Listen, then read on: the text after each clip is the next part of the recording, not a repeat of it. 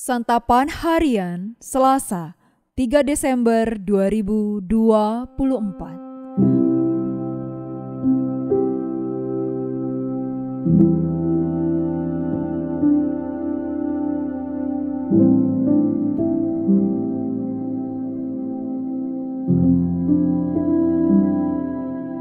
Inilah program Santapan Harian, sebuah program yang mengajak Anda menelusuri isi Alkitab, agar Anda menemukan makna firman Tuhan sesuai dengan konteksnya. Santapan Harian tertuju bagi Anda yang ingin memiliki kehidupan rohani yang segar, kuat, dan sigap. Hari ini kita akan membaca Keluaran pasalnya yang ke-14, ayat 15 hingga ayatnya yang ke-31. Namun sebelumnya, mari kita berdoa. Setiap perkataanmu adalah benar dan terang bagi hidup kami. Ajarlah kami untuk memahami dan melakukan firman-Mu. Di dalam nama-Mu, Yesus Kristus, kami berdoa. Amin. Keluaran 14 ayat 15-31. Berfirmanlah Tuhan kepada Musa, "Mengapa engkau berseru-seru kepadaku? Katakan kepada orang Israel supaya mereka melanjutkan perjalanan. Sekarang angkatlah tongkatmu, ulurkan tanganmu ke atas laut dan belahlah airnya, sehingga orang Israel berjalan di tempat kering di tengah-tengah laut. Tetapi sungguh aku akan mengeraskan hati orang Mesir, sehingga mereka mengejar orang Israel. Aku akan menyatakan kemuliaanku atas Fir'aun dan seluruh pasukannya, keretanya dan tentara berkudanya. Orang Mesir akan mengetahui bahwa akulah Tuhan, ketika aku memperlihatkan kemuliaanku atas Fir'aun, keretanya dan tentara berkudanya." Kemudian malaikat Allah yang sebelumnya berjalan di depan tentara Israel pindah dan berjalan di belakang mereka. Tiang awan itu juga pindah dari depan mereka dan berdiri di belakang mereka.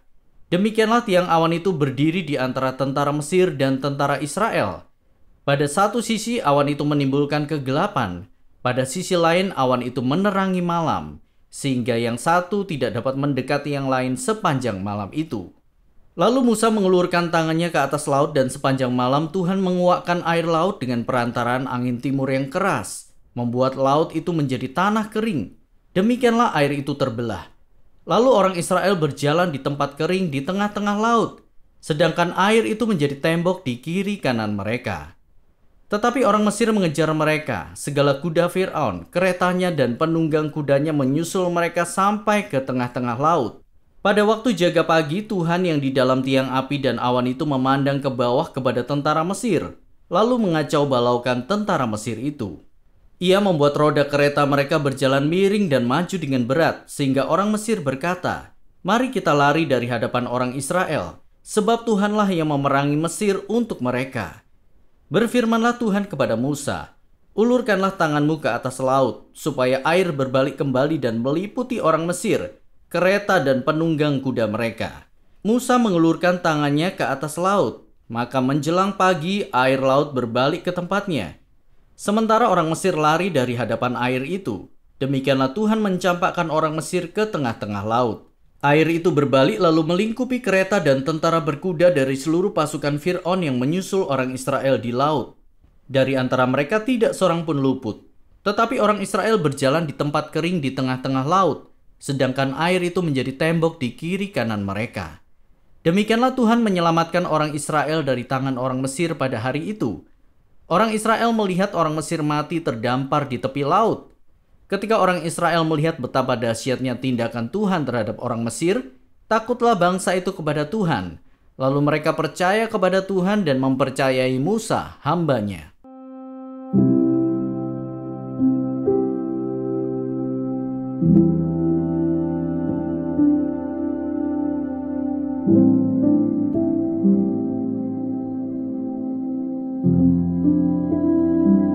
Sahabat Santapan Harian, kecanggihan alat perang menjadi andalan banyak negara di seluruh dunia.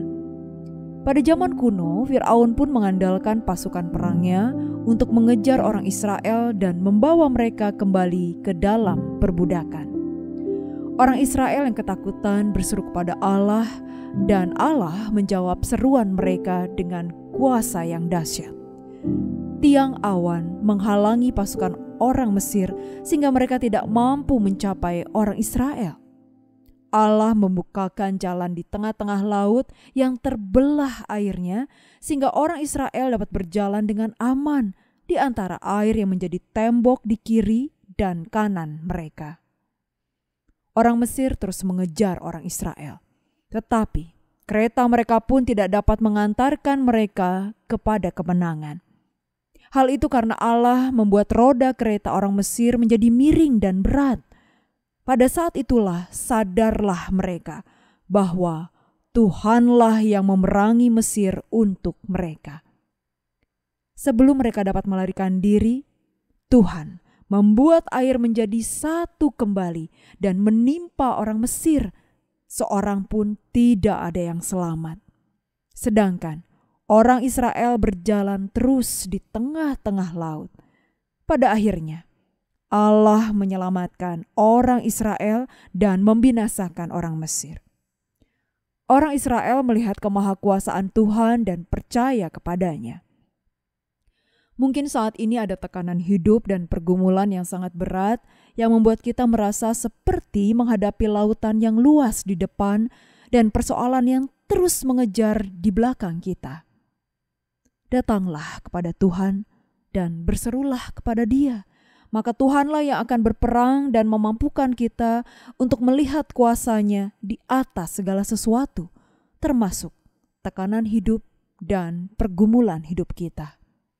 Percayalah dengan sepenuh hati kepada Tuhan.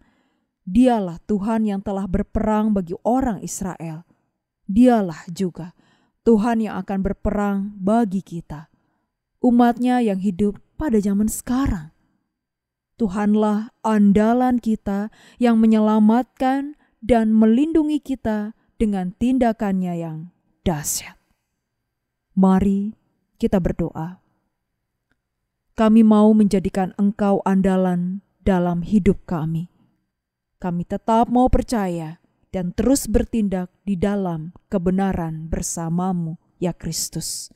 Di dalam kasih-Mu, Kristus Yesus, kami berdoa. Amin.